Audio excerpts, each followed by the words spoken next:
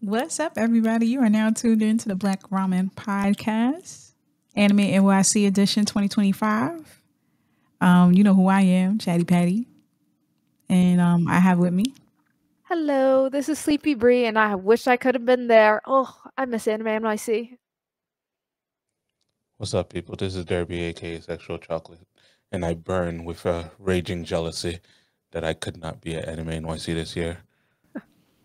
Fuck all of y'all for sending videos, posting, and having a good time without me.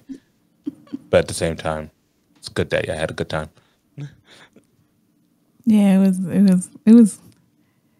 time. It was a time. So if you guys don't know, Anime NYC is a con, an anime con we go to almost every year. I started going 2019. After that, then we went as a group. And then after that, we decided to go as press. We cover Anime NYC just for you guys' benefit, right? Other than the fact that we get tickets for free too, but we like to, for those of y'all that weren't there, we like to feel like we bring you along with us so you can get the gist of the experience and see if you want to go next year yourself. It was a 4-day weekend, started Thursday, which is very weird because they never usually start Thursday. I think they started last year where they started Thursday on Thursdays, but that was to pick up your badge if you didn't get it mailed to you.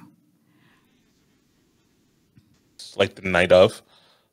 So it'd be like Thursday, you could pick up your badge, and then like Thursday night, there'd be like a few little exclusive events. Sometimes you had to pay extra for them, but Oh, okay. Well, I never knew that. I just came in and was like, hey, this is my name. I just came and got my ticket. So that's How do you feel about 4-day cons? Is it too much? Is it just enough? Do you feel like you needed that extra day? Because we went a few years with only 3 days, and I gotta say, I go on Friday, go on Saturday. By Sunday, it's like, God, do I even want to get out of bed? Everything hurts.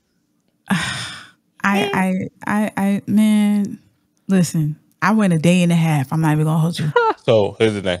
I like the extra days only because it feels like it dilutes the other days, which means there's less people walking around. My bad, guys. I can never get mad because that's my song. But go ahead. But yeah, it feels like the crowds get a little thinner because, some people who would have come on like Friday just pull up on Thursday instead. I wish that was true. Yeah, I feel like that's bull. I feel like that's nonsense. Because if you're getting this 4-day con, the people who are showing up on Thursday, or sometimes if it's Monday instead of Thursday, are different than the people who are going like just Saturday, Sunday. So the people who are going Saturday, Sunday are always going Saturday and Sunday. I don't know if someone's saying, I could go Friday, Saturday, the hypest days with the best events and the best merch. But you know what? I'm just going to go on Thursday instead. Like, I don't know if that happens. It didn't feel like it did. Saturday was definitely the bang of all bangs. Like everybody came Saturday. Everybody and mom came Saturday. So Thursday I didn't show up. I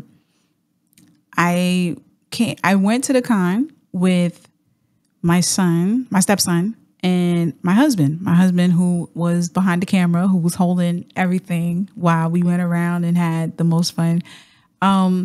Ethan, my stepson, is his first time at Anime NYC, right? So I was very nervous because I didn't want him to feel like this was too much for him, because he's very much so a little bit of an introvert. So I wanted him to experience Anime NYC because he is an anime head. And I wanted him to come. Most importantly, I wanted him to see Corey X Kenshin. So for those of you that don't know who he is, he's a big time influencer. He's been doing it for like over 10 years. And at some point or another, he decided to just leave YouTube for a whole year and didn't say anything. And then he comes back a year later with a whole new manga with black people in it, which was amazing. I love it. Not only did he come out with this manga, he also came out with an animated trailer. This man got money. But anyway, so I brought that's one of Ethan's favorite people. So I wanted him to come and see if he could get it signed. But I'm going to tell you why that didn't happen. So we came in Friday, came in hot, right? Wait, before we start Friday. So Thursday, Derby was right. They did have a little snippet, right? But we couldn't say anything until after the con because they hit us up to let us know they had a screening. I don't think everybody was able to get to the screening. So Netflix had like an announcement on Thursday. So they had like a screening. So it was like a Netflix presentation of the new Sakamoto Days, Splinter Cell. I think that's another anime, and Blue Eye Samurai. Whoa, there it is. Yes, Blue Eye Samurai. The only Samurai one we actually care about. Yes, I didn't it know is. Splinter Cell was getting an anime. Hold on. Yeah, it looks like it's getting an anime. Oh, is there one other we care about? So I have not heard of Splinter Cell. I don't know about care about. It's a video game series that's. Well, actually, video games to animation have been doing pretty well recently. Yeah, so I don't know. It's up in the air. 50-50. It's either going to be phenomenal or it's going to be another one that we all just never think about again. So, Patty, you got into that screening? I didn't because it was Thursday. Oh, you said you didn't go Thursday. No, I didn't go Thursday because I was like, you know what? Nothing really happens Thursday and the line is not crazy. So I was like, I don't need to go Thursday. See, my whole thought process is like, let me go Thursday so I don't have to go Friday crazy line with it. But they haven't been in line at Anime NYC for years that I've experienced. Yeah, after COVID, no, they got their shit together. Yeah, they got everything together. Like, there's a line, but it moves fair. Like, I don't think anyone's ever online for more than like 10 minutes. No. And they had security right at the door. You know, usually they have security right when you go into the exhibit hall. Mm-hmm. They have it right at the door. You go in with your bag and say, you good. And that's it. It was very fast. Shout out to them. It was in and out. People were, it was just, I was very pleasantly surprised with a con that's in New York where people are flying all over the states to come to. They were very efficient. Some people had their gripe about it, but I felt it was very efficient. Anytime I come in and I could go out and I don't have to wait online, like it's a WIC check or food stamps, I'm good. So they had a presentation. They had a screening at the main stage, and I heard it was like phenomenal. I wish I was there. I'm so mad I didn't go. But other than that, then we went on Friday. So Friday, we went, picked up our badge, and you had to check into the press room. We checked into the press room. Shout out to Sue and Danielle that helped us out. The moment we came in, it was like, Black ramen? Yeah, black ramen. What gave it away? Us. The shirt. Every year, actually. Always ready. No, they were pretty cool. They were like, it's just you. I was like, yeah, them bitches left me, yo. I was like, nah, she was cool about it. I was like, yeah, it's just me. It's just us. She was very nice. And we got situated. We got ready. Because the press room has all these, chargers and everything. Pretty much everybody came in ready to go, setting up their equipment. These press people, they did not come to play. I felt like we had the smallest equipment. These niggas had the body cam, like the cam that you hold on your shoulders with the light on the forehead. Okay, I know what you're talking about. Yeah, the whole harness situation. The whole harness shit. I was like, what kind of SMA? Like, what kind of shit is this? Like, this is crazy. Like, this, oh my God. I was just looking. I was like, Mike, he said, don't look at me. We don't got no money for that. We ain't got no money for that. And I'm not wearing that. I'm like, all right. All right, cool. Fair enough. My husband said no. Gotta respect it. But yeah, they came in and I had a smart decision, right? Before we came in, I was like, I'm gonna go and get me a poke bowl. That's what you call a poke or pokey? Poke. Poke. I went and got a poke bowl. Mm-hmm. I went and got one before NYC because I was craving for one. It was delicious. Guess what? Soon as I went into the press room, my stomach was like, oh. You thought you were going to talk to people. No, bitch. Let's go. So I was there. I had to get up and got to use the bathroom. Gerard from Jump Entertainment was there. He was like, why are you sweating? I said, because I got to go to the bathroom. Let me go. He was like, Patty, just go. I said, all right, cool. Left. Went to the bathroom, right? there's a bathroom in the corner near the FedEx where there's no lines. It's just the women's bathroom. I was like, yes, that's perfect. Went there. But here's the thing though. There's people in there. So I was afraid to let loose, right? So I'm like, all right, cool. Let me just do it like, you know, nice and easy and slow and then get out of there, right? All right, cool. Got out. Went back to the press room, all right? My stomach said, what? You thought we were done? Had to go back to the bathroom. Went back to the bathroom. I was like, fuck it. Y'all niggas gonna hear some jazz because the way I'm gonna toot these horns, I ain't even fuck. I let it out. I don't care. And then after that, I felt so much better. It was so bad. I sweated out my hair. That's how bad. I sweated out my hair. It was bad. I don't know what it was. I don't know if it was the salmon or the avocado. I don't know what it was. Bad poke is scary. But It's at least very that does scary. say Anime NYC has a, 2 thumbs up rating for bathrooms. Because you go to some cons, you look at the bathroom and there is a line. Yeah. Like there is a massive line. You're like, oh, I'm not getting in within 15, 20 minutes. Well, the women's room.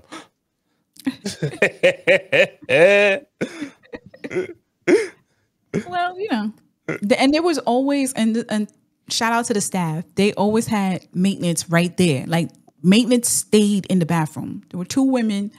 They went in after every stall and cleaned it up, and then you went in. I don't remember them having that before, but yeah, they were on it. So now, with all that said, let's get into the panels that they had on Friday.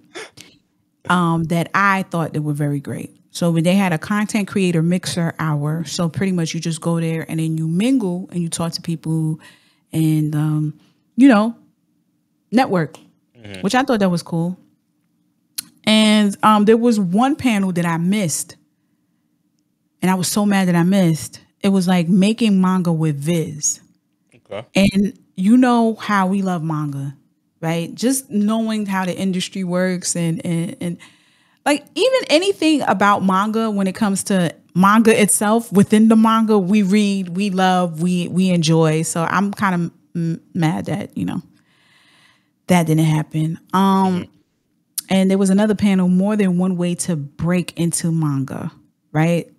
So I guess this was another alternative. If you can't do the traditional route, sell drugs, get into business. No, I'm just playing. But I guess they had options to show you how to get into the industry, which I missed, which I thought it would have been very great to be a part of that. But I guess we did webtoons. Yes. But does webtoons have traditional manga? I think it's just like some. Depending on which app you use, sometimes you do get some more traditional manga, like in like black and white wide panel format. It's really not good reading on a mobile. So I feel like they don't tend to do as well. Maybe this is just my own personal preference because manga is meant to be read in a much wider format than like webtoons, which are really optimized for phone screens.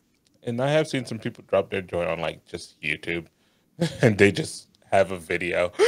Like they just sit on the page for like 20 seconds and then just move to the next page. That's how you'll see their stuff. Basically, They just load up a slideshow as a video. I also know there's a few manga that start off on just like short comics on Twitter. Was See You Tomorrow at the Food Court one of those? I feel like I just read one the other day where in like the little author's note they talk about like, I started posting this on Twitter. People were huge fans. That's how. So I ended up getting signed. That's how One Punch Man started. It was a webcomic that just blew up. Yeah. Speaking of One Punch Man, I'm ready for season 2. But that's for another day.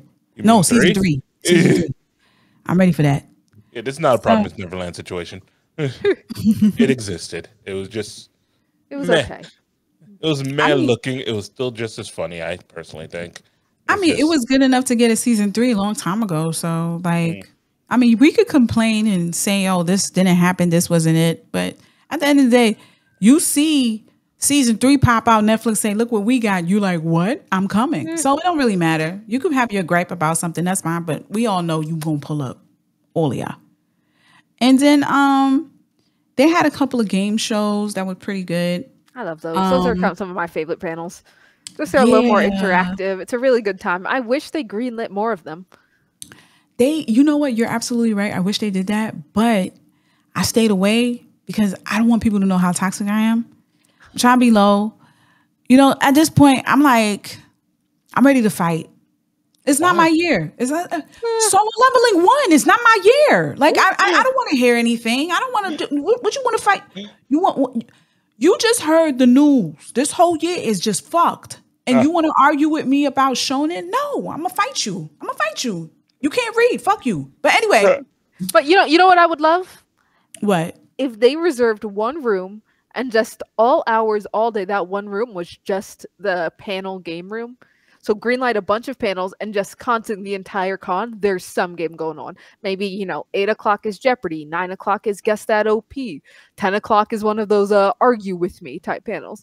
Just serve one room and all times, all day, just keep booking people who volunteer to do those type of game panels. So no matter what, it's like, yeah, I've got to go to this other panel at this time, but later I might stop by to check out the karaoke, I don't know, style one. No, that sounds like a thing. Right? Sometimes you just want to go hang out a little bit, maybe play a fun game before you get back to Artist Alley. Yeah, that would be cool. A little bit of trivia here. I think they should do that. Cool. The problem is if it's too much fun, I might not leave. Well, I always have to go to Artist Alley. Oh, for sure. Right? But that's why I say do it the entire time, all time. So then sometimes I want to go to Artist Alley, but I realize, hey, there's only one game today at 2 p.m. So I have to leave to get to this specific 1 hour block. If it's just constant, like the entire 4 days, there's just a bunch of different panels or different games that just keep cycling one after another with like maybe 10-minute breaks in between. Then you don't need to worry. It's like whenever you're free from Artist Alley, I'm going to go stop by the panel game. Yeah, you know what? That's a great idea. That is a great idea. Yeah, I would love that. But I mean, let's not give away the good shit for free, Bree. They ain't sponsoring us yet. Not the way I want them to. So let's just tone it down a bit until we see the check, until the ink dry. But you know what I wanted that I didn't see happen? Last time we went to DreamCon, not last year. I think we went 2024, right? 2022 or 23? 24. It's been years. No, 2023. We went 2023, and they had a spot. No, it wasn't 2023. It was 2022. I think it was when they had it in Houston. I think it was in Houston, and they had a restroom, like a real restroom, not a bathroom, but a big ass hall where they had a DJ and you could just sit there and eat and rest. And I enjoyed that. I was like, oh, and it wasn't crowded. It wasn't full. Yeah. You could hold a table. You brought your food inside. Philly Fan Expo had the same thing. Yes. I remember Did they? Yeah. I don't think it had full DJ, but I feel like there was some music playing, just a bunch of tables you can go sit down, sip some water. There was no DJ, but it was fully just a room to the side. You could just take a breather in. Yeah. I like that. Yeah, the problem with Anime NYC, they don't spare a room for that. I think because they have that kind of cafe section with a few tables, but there's not nearly enough tables. What happens is there's just a bunch of people sitting down on the ground. Yeah, they should have some, let's call them break rooms, not restrooms. Yeah, a break room. Yeah, I'm sorry. A break room. But I call it restroom because I rest. I actually shut my eyes and rest a little bit. Another thing, ladies and gentlemen, I promise you, we always talk about comfort. Please wear great shoes, comfortable shoes, beat up shoes, whatever. Wear the shoes that know your feet. The shoes that been there for a while, that know every crease, every curve, that know exactly the pressure points and know to let loose and give you space. Do that. A few years back, I realized my shoes was hurting. And I went, hey, what wouldn't hurt? And you know what I understood? I went, runners, right?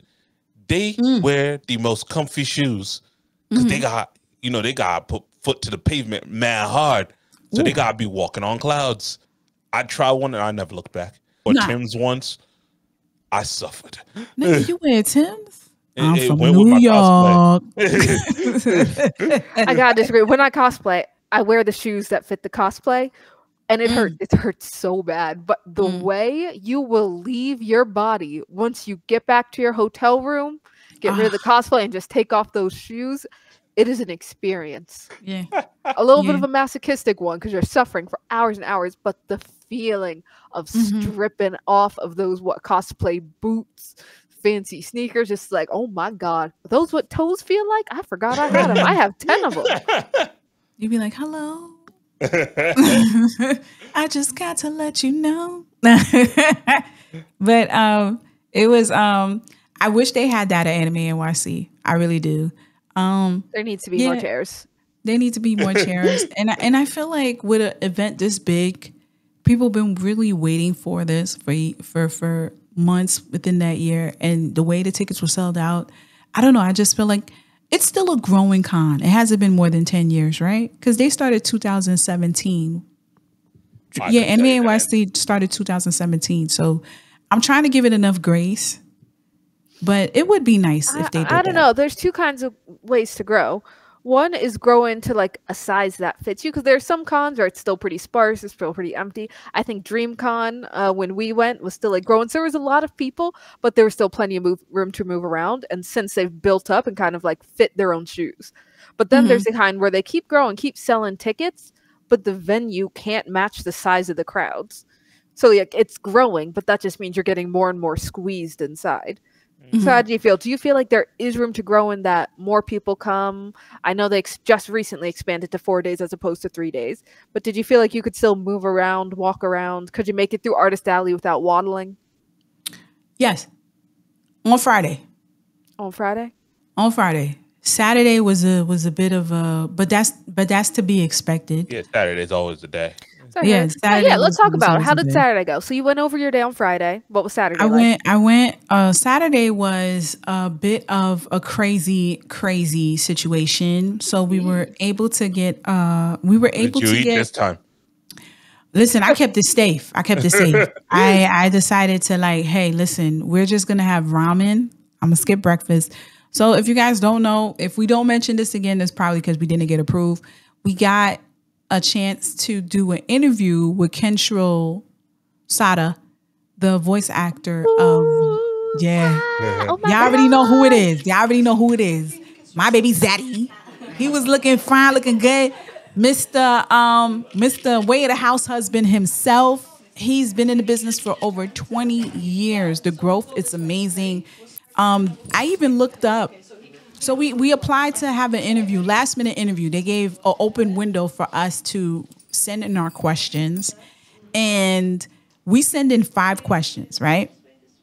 So I'm going to read off the questions that we sent, and you guys tell me if we tripping or not. You could talk to us in the comments, right? So the first question, right, to Kenshiro, the famous Japanese voice actor, was, when you pick a role, do you read the source material, or is there someone in a production crew that tells you how to portray the character, right?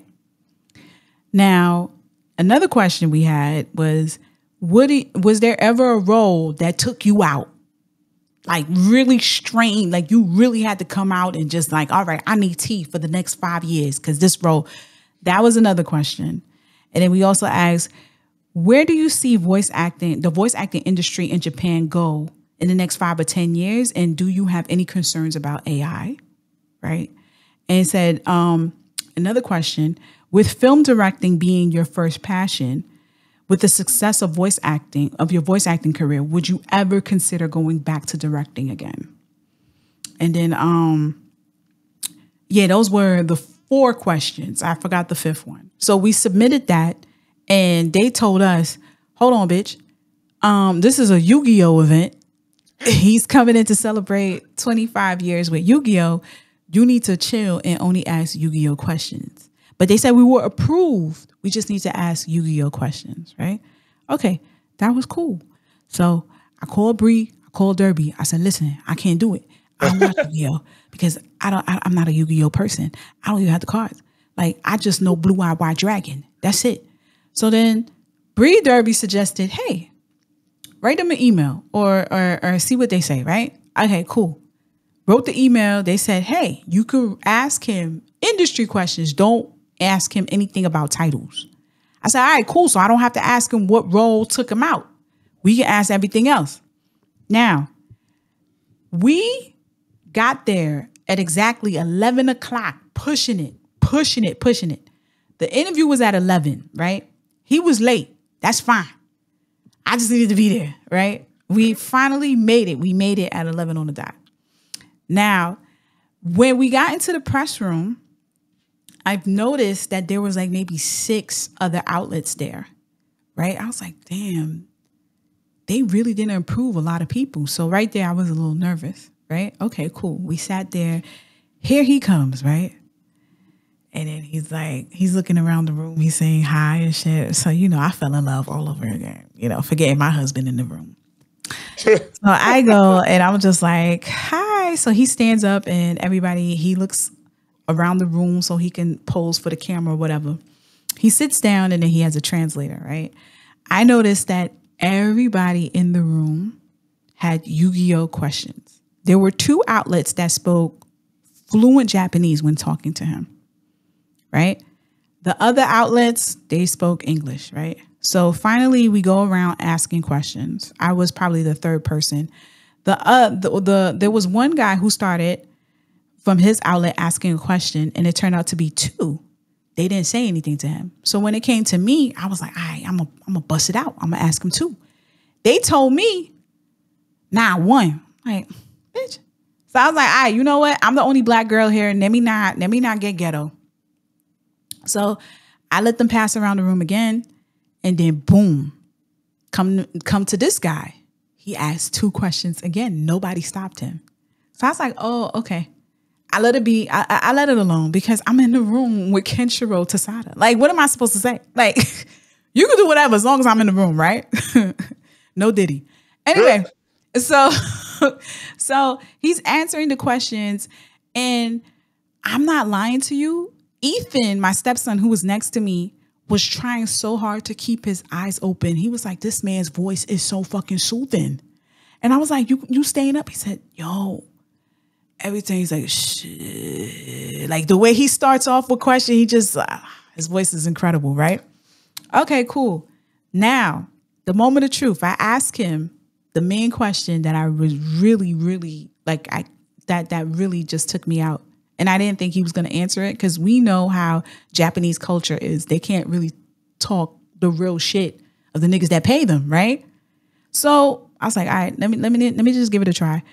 I said, hey, where do you see yourself? Where do you see the voice acting career in Japan within 5 to 10 years? And are you concerned about AI? This man gave me a 10-minute answer. And he looked me in my eyes the whole time. Oh. The whole time. I don't know what the fuck he said. I didn't even wait for the translator. I just said, tell him I said yes. So anyway, so we were sitting there and his reasoning, his answer was so like, it was so thoughtful. He said, listen, me as an actor in the industry, Japan being the way it is, it does take time for it to learn and adapt to new situations because Japan is so traditional.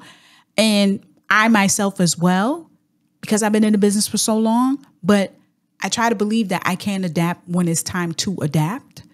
But as far, like, I'm paraphrasing because he went in. The translator was like, you want to write this down? See, this was the real reason they wouldn't let us ask multiple questions. We would just derail the whole thing because we are good at interviews. We are. Everyone else in the room might ask like, "Hey, what's your favorite color?" But we're like, "Nah. Listen, we're getting to the depth of it. Come on, talk up. Let's really get down and dirty because we can get Wendy Williams in the shit if you really want to know. But anyway, so she had to write down. So she can tell me exactly what he said, right? So while he's going in, he's saying that, I think that's what's going on with the industry. The industry is always growing. So while he's explaining that, I'm like, okay, he's probably going to skim over the AI question, right? Which is understandable. I just threw a ball, see if I could catch something, see if he'll catch it. This man turned to me and said, when it comes to AI, right? AI is definitely advancing in so many ways, but I'm not too concerned because as much as AI can take voices and mimic them, they will never capture the true passion and the soul of a character as much as a real human being can do when it comes to acting. I like that. I was like, okay, all right, sir, don't do this to me. Yeah. So now everybody is just looking at me and him. Like at this point, nobody's in the room but me and him. And the guy who had to answer JoJo vision right now. Yo. That's it. There's so flowers now, in the sky. Everybody else is faded away. Everything. I was just waiting for his arm to just come out like this. What do you call that? Kabedon. Yeah, there it is. I was just waiting for that. So then the chin lift. Don't do the chin lift because I melt. I just fall to the floor. But then what made it even worse, right? Made it super awkward was the next guy who had to ask a question. He was like, "So what you have for breakfast?" But no. Hold on. This is actually very important information. I do want to know what homie had for breakfast. Stop. Okay, sorry. Who had the misfortune to follow after you? This guy was like, "Well, that was a very thought out answer." Like you could tell, like everybody was just like, "Yeah." Like I was like, what do you want me to do? Like, I didn't come here to play. Like, I came here. One thing for sure, I'm going to tell you this, and I spoke to Derby and Bree about this, and they're going to speak their thoughts on it as well. We know we're in a league with a bunch of other podcasters. We know that. We're not going to sugarcoat and ask something that we don't really care about. We're going to ask something that we know if you rock with us, that you're going to want to answer, that you're going to want to ask too. We want to know what's going to happen later on when AI takes over this bitch, right? We know that we love these voice actors. Sometimes we've been in the game for so long, we don't know what dub is, right? We just been watching anime straight dubbing, straight subbing it raw. Every once in a while, a dub comes across and I'm like, huh, they dubbed that one too. That's crazy. Right. I forgot that they basically dub them all now. See, now they're doing it all. And you know why they're out. I'm not saying they're bad. I'm just constantly shocked that they did it because I'm like, yeah, oh right, yeah, we do that now. Yeah, you're welcome. It's because of us. Because every time we watch something, we click it and they're like, oh, they like it. Okay, let's get the because why of all you don't think so? Nah, there was a lot of high seas time, so I mean, for the most part, yes, but I still think they were watching. So my thing is like we do want to. We're not afraid to get in the paint. We want to ask questions that you, as our listeners, want to know as well. I don't want to be stuck with just asking him Yu-Gi-Oh questions. I want to know the real shit I wanted to ask him is how did he get into voice acting? Like, was it something? Because remember, if you go look at his history, he went to school for film and directing. There's never a time where he had to study voice acting. So I wanted to ask him, hey, did you somehow just say, let me just do this because my voice just turns out to be awesome? Was it like, you know what I mean? Like, was this always in the cards for you? Or did somebody push you and dared you to go in the booth? Right? That's the question that we really wanted to ask. But because things were the way they were, because it was the Yu-Gi-Oh people that actually brought him out here for the 25th anniversary, we had to be respectable. But I'm glad we were able to have Sue let us talk and talk about the industry when it came to him, because at the end of the day, this is what we really want to know. This is what we want to bring to you guys. That's one thing that's going to stand out from us and other podcasters, even though they're coming out a dime a dozen. Everybody buying a mic. Everybody has their own opinion. Everybody got their own toxic shit. We got our shit too. I'm not even going to hold you. But the reason that we rock with y'all, the reason why you rock with us, the reason why you hit record, why you hit play, the reason why you watch us is because we don't have no filter. We will tell you what it really is. We tell you how our honest opinion and how we feel about certain things that go on in the industry, or about being a black nerd, or about having accessibility to the art that you want in certain mediums. We're not going to sit here and be like, well, I wish. No, we're going to sit there and be like, yo, they wilding for that. They wilding for respect. They should have never did that. We're going to sit there and say that to you. So that's one of the reasons why I was like, you know what? I'm not going to be in offense about this. When Derby and Bree gave me the go, just write the email. Go ahead. Yeah. Worst I they was can so say is proud no, that we it's did. worth it. I was I'm so a firm proud believer that, of asking for permission. yeah, consent. Listen, that's a strong king right there. He said consent. He said that. I appreciate you, Derbs. I appreciate you, Derbs. So I was happy that we were able to do that, but I also know it came with a cost because there were a lot of people that were very, very, I could say, a little disappointed that I'm pretty sure they wanted to ask him other questions too, but they didn't reach out to see if they could ask anything else. But they were just happy to be in the room, just like me. Like there was a girl that was in there with me, and then when we left, we was outside, and she was like, "Yo, those questions were amazing. How they told us we couldn't ask anything but Yu-Gi-Oh." And she did say that before he came in the room. She said, "Don't ask anything else but Yu-Gi-Oh." And then when she saw me, she said, "But industry." But that's because I was in the room. She saw me. Yeah. So I know she was a little frustrated because every time when it was my turn, she was like, she was a little bit like, you could tell she was on the edge a little bit. She was a little worried. Not only that, I came to her towards the end and say, "Hey, can I take a picture with him?" And she's like, I don't know. She didn't even ask. I should have just went up to him because I know when I left that room, if he's going to remember anybody, he's going to remember the black girl that asked him about his career in industry. I know that for a fact. There's no way you're going to sit there and have a thoughtful answer like that and be 10 minutes in explaining one question out of all the Yu-Gi-Oh questions. It's it. We in love now. It makes it more interesting. As long as, again, we did ask permission first before. Yeah. We didn't just like get in and go wild. Do not get yourself blacklisted. Yeah, we're not going to get ourselves blacklisted, but if this is your one chance in your life to talk to this person you admire, sometimes you want to go all out with it. And I'm glad that Anime NYC gave us that shot. That we asked and they said, yes, we will allow it. And we appreciate that. I thought that was really great of them. I really wanted to ask him how he feel about dub voice actors. Are they doing are they proud of them? Do you ever listen and say, "Hey, listen, let me listen how these English motherfuckers sound"? Hey, when it's not only English dubs, right? Especially with anime that make it to Netflix, we're getting all kinds of language dubs. Yes. Yeah, which other language have you enjoyed the most? Oh, yeah.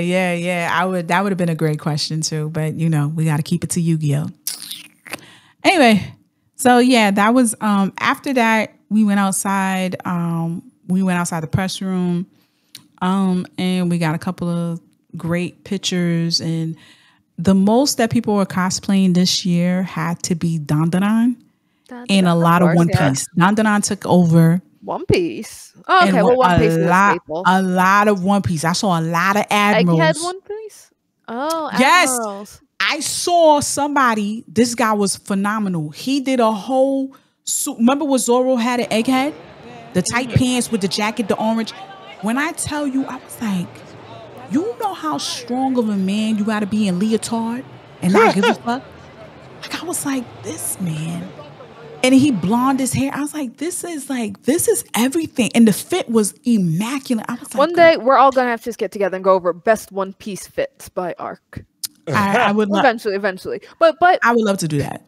But we don't have much time now. So since we're near then, there's one thing I want to ask you about. So you said you brought Ethan, and it was his first time at a con. And I had a similar experience a few years ago. I took my cousin to his first con. It was Anime NYC like 2 years ago, I think. I think legitimately last year. It was last year? Dang, time flies. But to the first time. So I want to know, what is the experience of introducing someone to a con for the first time? And is Anime NYC a good con to, pop someone's con cherry, so to speak? It's a wild thing to say. This is her son, Bray. Okay, fine. To induct him into the great world. So is this a good one? And what are some things to work out for? Because I know when I was first introduced to my cousin, I could hardly enjoy it because I was so nervous about seeing if he would enjoy it. I would constantly look at his face and like, is he having fun? Is he bored? Does he not want to be an artist alley anymore? Does he want to sit down? Like, is this for you? So how was your experience? I was very concerned. I was very worried. Every 5 minutes, you want some water? Because all the cheeks. Not because all the cheeks. I mean, go ahead, have your fun. Just don't touch. So he was very impressed with the cosplay. He was very like he didn't know people went all out. I'm like, yeah, people go all out. They take the train like that and come here. They're not taking no cab. They MTA.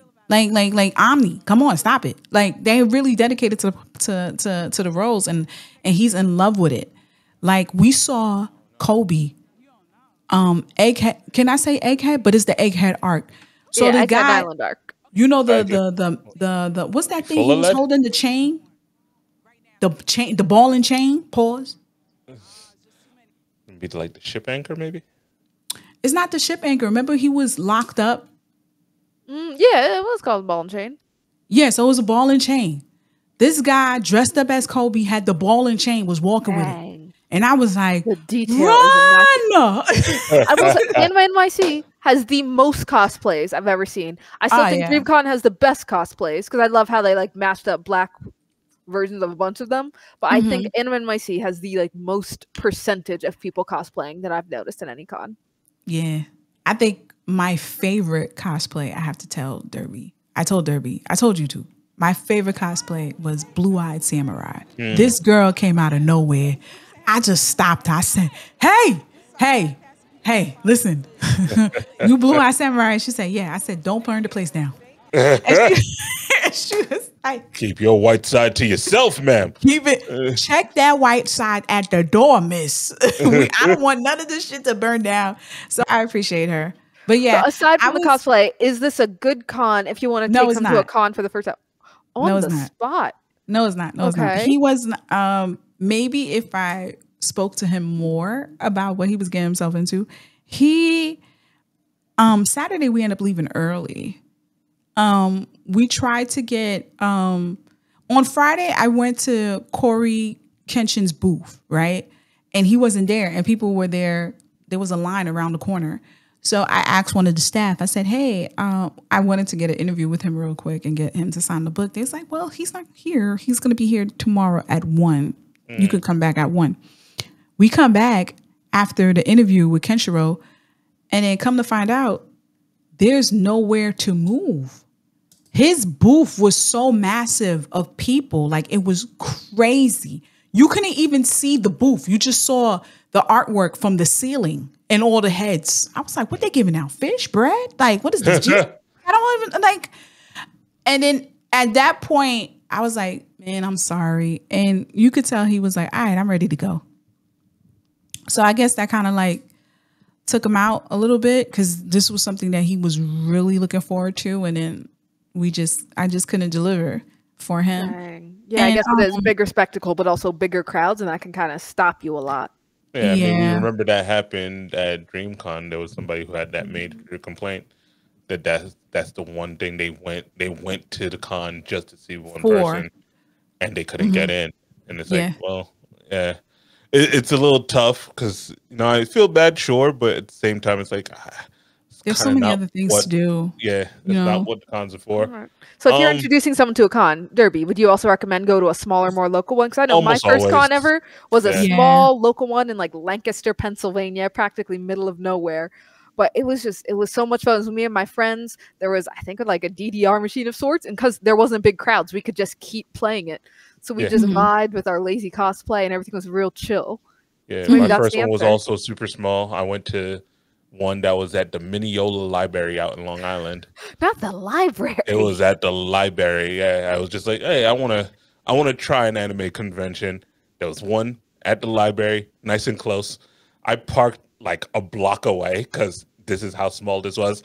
Like I got street parking a block away, so it was not crowded. And there was a few people cosplaying. It was very family friendly, obviously. So there were a lot of children running around. Cosplays weren't that intense. There was a bit of merch, a few posters that I got. And yeah, it was an overall nice time. I think my cousin, the first one I brought him to was like the Brooklyn Comic Con in like its second year. And that was very small. It was basically just in one room. Like it was a large room, but still it was just like one room with a few tables. So yeah, smaller cons is kind of the way to go to I agree. The smaller cons were better. Smaller cons were better. I should have introduced him to a smaller con. Yeah, get kind of used to it and then join the spectacle that is the massive ones. Yeah. My first con was Anime NYC. Oh. So I came in the ground running. I came in feet first. I was like, let's go. But because I was more worried about if he was okay and enjoying himself and trying to impress him and showing him how cool it was, because one thing me and my stepson have in common is the fact that we love anime. I love after he watches One Piece, he'll text me, be like, you saw that? I say, yeah, I saw it. And then we'll just go off from there like, yo, that was crazy. So that's the connection we kind of have.